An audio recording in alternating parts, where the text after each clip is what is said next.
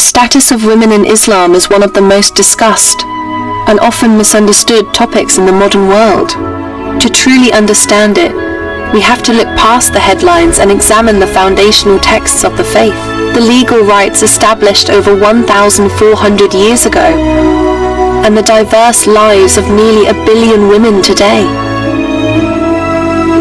Today, we're breaking down the status of women in Islam into 3 key pillars: spiritual equality, legal rights, and social roles.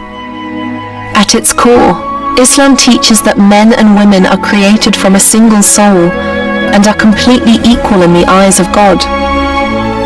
The Quran doesn't just speak to men, it repeatedly addresses believing men and believing women. There is no original sin attributed to women in Islamic theology. Both Adam and Eve are seen as equally responsible for their actions in the garden. This spiritual parity means that a woman's path to God through prayer, charity, and good deeds is identical to a man's. Centuries before women in many Western nations were granted the right to own property or vote, Islamic law established specific legal protections. When a woman marries in Islam, she doesn't lose her identity or her last name. Most importantly, she doesn't lose her wealth. Financial independence. Anything a woman earns or inherits is hers to keep. She is not required to spend a penny of it on the household. That remains the legal responsibility of the husband. Education. The Prophet Muhammad famously said, "The pursuit of knowledge is a duty upon every Muslim."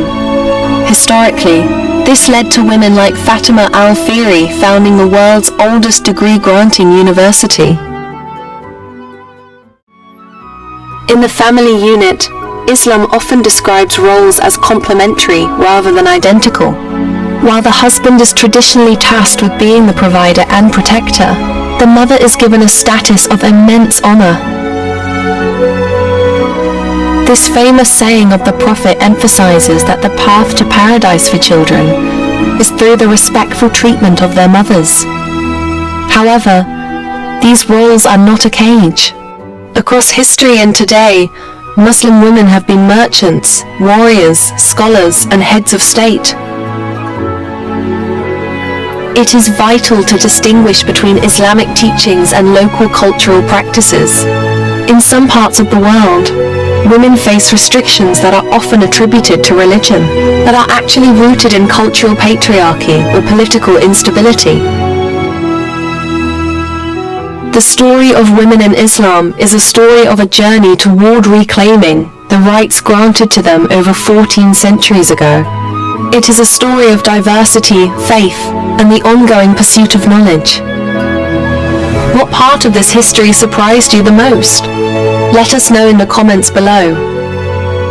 Don't forget to like and subscribe for more deep dives into world history and culture.